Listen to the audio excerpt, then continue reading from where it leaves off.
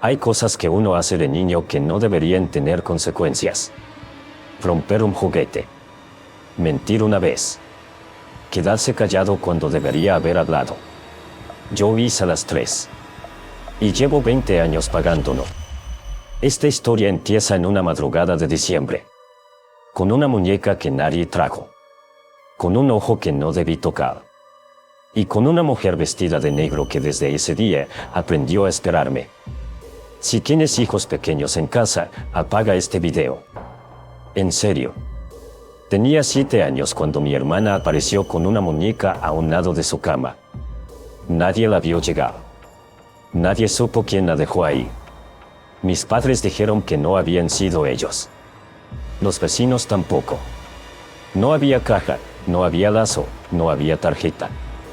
Solo estaba ahí, sentada contra la pared, como si llevara horas esperando a que alguien la encontrara. Yo fui el primero en verla. Era temprano.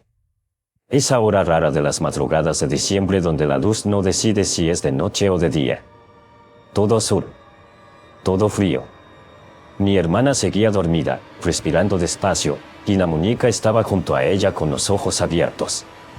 Era de las que parpadean. De porcelana. Con un vestido blanco que en ese momento ya se veía amarillo, como si viniera de hace mucho tiempo. Me acerqué. La tomé. Sentí su peso. Y ahí empezó todo, porque ese peso estaba mal. No era el peso de un juguete vacío. Era como cargar algo, lleno. Como si tuviera algo adentro que no debería estar. No lo pensé. Tenía 7 años. Le toqué el ojo con el dedo. ¡Tac! Se hundió. No fue suave. No fue como romper plástico o vidrio. Fue como si algo se diera desde adentro. Como si lo que estaba ahí dentro se moviera para hacerle lugar a mi dedo.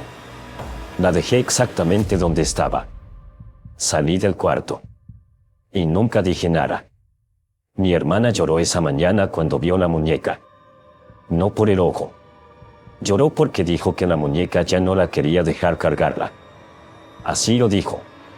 Con 7 años. Ya no me deja cargarla. Todos se rieron. Yo no. Porque sabía que algo había cambiado desde que la toqué. La muñeca siguió en la casa. Años. Siempre aparecía en algún lugar diferente, una silla, una repisa, el borde de una ventana. Nadie admitía haberla movido. Mi hermana dejó de jugar con ella poco a poco, sin dar razones. Solo un día ya no la tocó más. Pero la muñeca nunca desapareció. Y con el tiempo empecé a notar algo que me costaba admitir. Que cuando estaba en un cuarto, se sentía como si no estuviera solo. No era miedo exactamente. Era algo más incómodo que eso. La sensación de que algo en esa habitación te estaba midiendo. Calculando. Como cuando alguien te mira desde el otro lado de la calle y tú todavía no sabes por qué te incomoda. Mi madre trabajaba en una maquiladora. A veces traía carretes grandes de madera, de esos donde enrollan cable industrial. Los usábamos como mesas en el patio. Ahí jugábamos, ahí comíamos en verano. Y ahí terminaba la muñeca, muchas veces. Sentada en uno de los carretes como si alguien la hubiera llevado afuera a tomar aire. Nadie lo admitía. Tenía 17 años cuando pasó. Era una madrugada de julio. Calor de esas noches de frontera donde el aire no corre y el techo de lámina guarda el calor del mediodía hasta las 4 de la mañana. Me desperté con la garganta completamente seca. Eran las 4:30. Esa hora donde el mundo no está del todo despierto pero tampoco dormido. Todo azul. Pesado. El único sonido era el ventilador del cuarto de mis padres girando con ese chirrido que tenía hace años y nadie reparaba. Caminé descalzo a la cocina. No había vasos limpios en el escurridor. Los busqué en la alacena. Nada. En la mesa. Nada. Excepto uno. Un vaso azul. De vidrio grueso, de esos que duran décadas porque nadie los usa. Estaba en la orilla de la ventana de la cocina como si alguien lo hubiera dejado ahí para mí. Lo llené de agua. Y sin pensar, abrí la puerta del patio para que entrara un poco de aire. Y entonces la vi. Estaba sentada en uno de los carretes de madera. Una mujer, vestida completamente de negro. Un vestido largo que llegaba hasta el suelo de tierra. Un velo oscuro que le cubría la cabeza y parte de la cara, pero no toda la cara. Y lo que no cubría el velo no era humano. Su cara estaba mal. No como una deformidad, no como una enfermedad. Estaba mal de una manera que el cerebro no sabe cómo procesar. Hundida en los lugares equivocados. Torcida. Como si alguien hubiera intentado hacer una cara humana sin haber visto nunca una de cerca. Y sonreía. No era una sonrisa que ella quisiera hacer. Era como si los músculos de su cara simplemente estuvieran acomodados así. Como si esa expresión fuera lo único que su cara podía hacer. En sus brazos estaba la muñeca. La mesía. Despacio. Con ese movimiento de quien lleva mucho tiempo haciendo lo mismo. No había urgencia. No había nervio. Era el movimiento de alguien que ha esperado tanto que ya aprendió a ser paciente. Me quedé paralizado. No corrí. No grité. No hice absolutamente nada. Solo me quedé ahí, con el vaso azul en la mano, mirando. La mujer levantó la cabeza. Y aunque su cara estaba cubierta a medias, supe exactamente cuándo me vio. No porque hiciera algo dramático. Porque todo en el patio cambió de temperatura en ese segundo. El calor de julio se fue. El aire se volvió ese frío de las madrugadas de diciembre.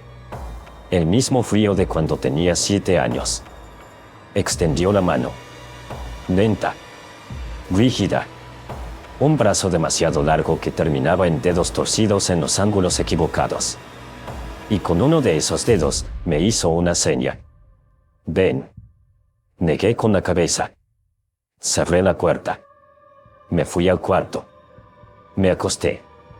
Y me convencí, durante horas, mirando el techo, de que había sido un sueño. Un sueño muy vívido. Un sueño provocado por el calor, por el hambre, por el cansancio. Tenía que ser un sueño. Me desperté con sed. Caminé a la cocina. Busqué un vaso. No había ninguno. Excepto uno. El vaso azul. En la misma orilla de la ventana. En el mismo lugar exacto donde lo había dejado esa madrugada. Todavía con agua. Todavía frío. Ahí entendí dos cosas al mismo tiempo. La primera, no había sido un sueño. La segunda, y esta es la que me costó meses admitir, no había sido la primera vez que venía. Porque si había aprendido a sentarse en ese carrete con esa paciencia, con ese movimiento lento y mecido de quien ya conoce el lugar, entonces había venido antes. Muchas veces. Y yo nunca me había despertado para verla. Pasaron años.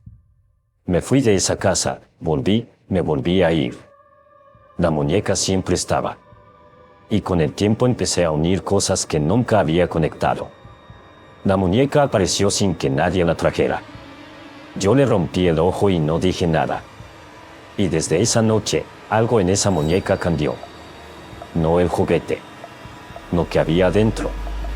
Porque la muñeca nunca fue un brigano. Era un contenedor. Alguien la dejó ahí con algo dentro.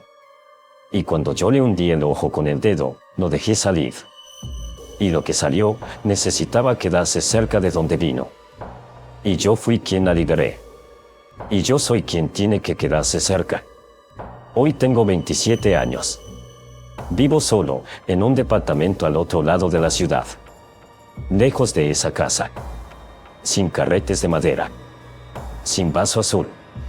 Hace 3 semanas, al fondo de una caja que nunca había abierto, encontré cosas que mi madre me empacó cuando me fui, ropa vieja, fotos, un par de libros. Y en el fondo de la caja, envuelta en papel periódico. La muñeca. Un solo ojo. El vestido amarillo. El mismo peso raro. La saqué. La puse en la mesa. Y esa noche, por primera vez en años, dormí profundo. Sin sed. Sin despertar. 8 horas seguidas. A la mañana siguiente me serví agua. Busqué un vaso cualquiera. Pero mi mano, sin que yo lo decidiera, fue directo al fondo del cajón.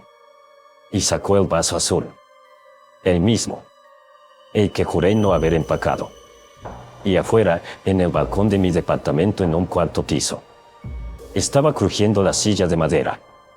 La que nunca se mueve cuando no hay viento. Se estaba meciendo. Despacio. Como si alguien llevara horas sentado ahí, esperando que yo me diera cuenta de que nunca me fui de esa casa. Que en realidad, fui yo quien nunca la dejé ir a ella.